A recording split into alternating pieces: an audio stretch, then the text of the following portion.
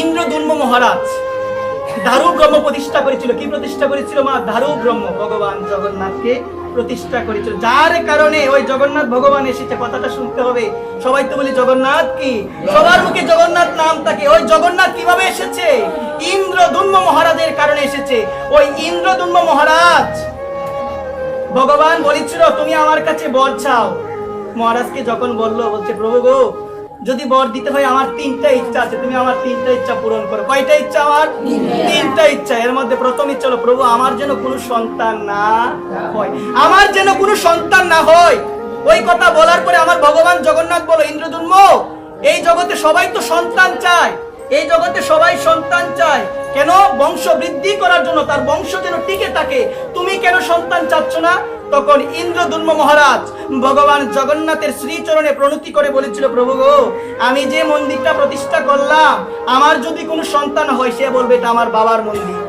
আমি চাই না এই কথা কেউ বলুক, এটা সবার মন্দির, এটা সবার মন্দির, আমি চাই না।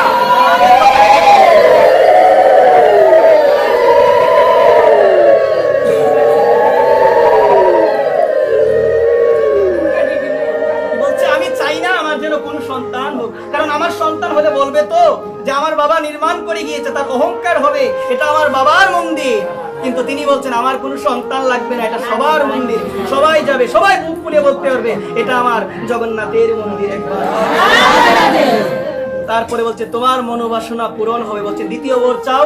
বলছে দ্বিতীয় বর হলো প্রভু গো, এই পরিধামে তোমাকে একটু পরে পরে তোমাকে ভোগ নিবেদন করা হবে, প্রসাদ দেওয়ার পরে তোমার হাত শুকানোর পূর্বে আবার তোমাকে ভোগ দেওয়া হবে। কারণ কলিযুগের মানুষ অলস, তারা তোমাকে ভুলে যেতে চাইবে, তারা তোমাকে ভুলে থাকতে চাইবে, কিন্তু ওই মহাপ্রসাদ যদি একটু পরে পরে তারা নিতে পারে, সেবা করতে পারে, তারা কখনো তোমায় বলতে পারবে না। একবার এই কারণে কি বল চাইলো, তুমি প্রসাদ পাওয়ার পরে হাত শুকানোর পূর্বে আবার তোমাকে ভোগ দেওয়া হবে। কথাটা লক্ষ্য রাখো।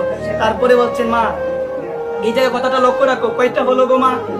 2টা হয়ে গেল। 3 নাম্বার বলছে প্রভু গো, আমি শুধু তোমার কাছে আরেকটা জিনিস চাই।